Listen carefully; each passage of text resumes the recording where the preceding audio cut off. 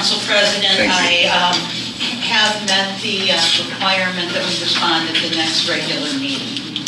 Are not outside of that scope. Okay, very well. Okay, thank you.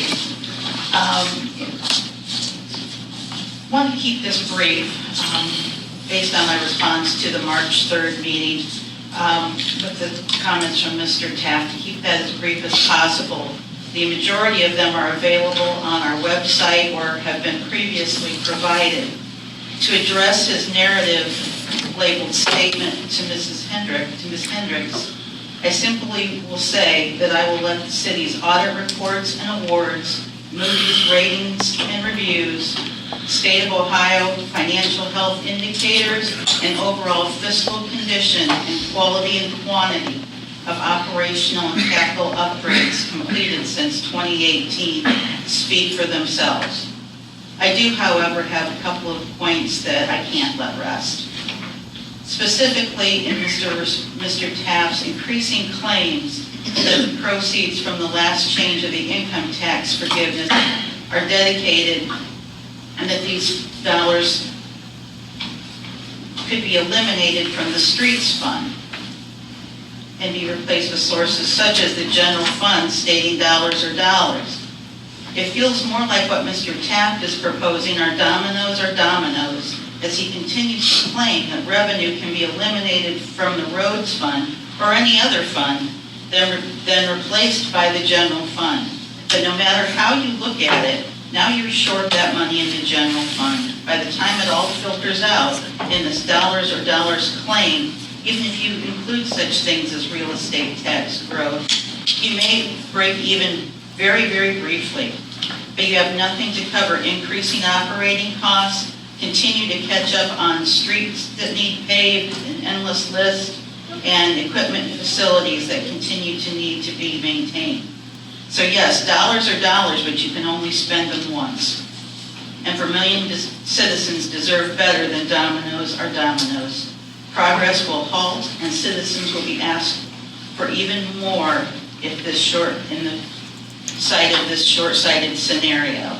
As just an example, Ordinance 2025-12 that is on for a third reading this evening about a change in the forgiveness tax will actually leave a shortfall of $1.1 million by the end of 2026 if that's enacted.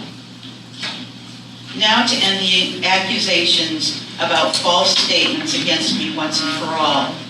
Despite Mr. Taft boldly claiming that he had all the ordinances, I encourage him to check Ordinance 2016-61, dated November 21st, 2016, regarding the change in the income tax forgiveness. And I quote, "Tax due under this ordinance and providing that all revenue generated by such additional tax be used for the sole purpose of paying for streets and improvements and repairs," end quote.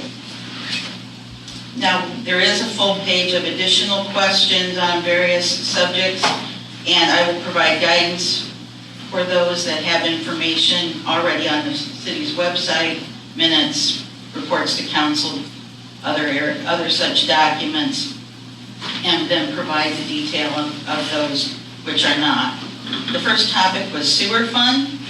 Items 1 and 3 are available on the city's webpage. Item 2 addressed the township sewer revenue for 2022 through an estimated 2025. 2022 revenue, $215,000. 23, $258,000. 24, $260,000. And estimate for 2025 is $263,000. The water fund, item D on the list, all of those items are on the web page in various forms. And also, Mr. Taft appears to be concerned about the carryover in the water fund. Before we give that away too, there are 2 large water line projects that need to be bid, along with the SCADA system upgrade that's required that could easily reach $400,000 just on its own. Meter replacements, item E. Item 1 was referred to the water department. Item 3 is a yes, and the remainder are all on the web page. Income tax receipts. 2024, the 2013 change in forgiveness brought in $1.1 million. The 2017 change brought in $607,220. Item 2, I contacted Rita on 312 to see if they had some additional demographic type of information. As was being asked for, they contacted me on the 24th, and I have since received some of that data, but have not had the opportunity to review it with other projects that were going on. The net profit taxes collected in 24 were $313,395. The answer to item 3 is no. G, 1 mil of property tax brings in, at the current level, $446,556. Under the item, the same item as the property taxes, items H through I are all included in great detail in the most recent place, the January 13th, 2025 minutes. Also, item J asked what the difference was between permissive funds and the general fund.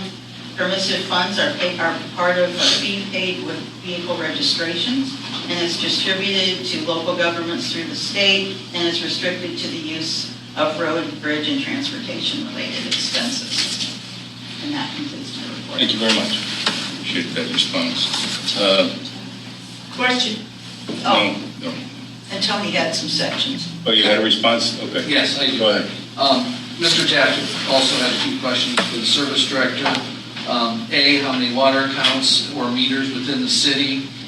There's 5,030 inside the city. There's 619 outside the city. How many are residential and how many are commercial?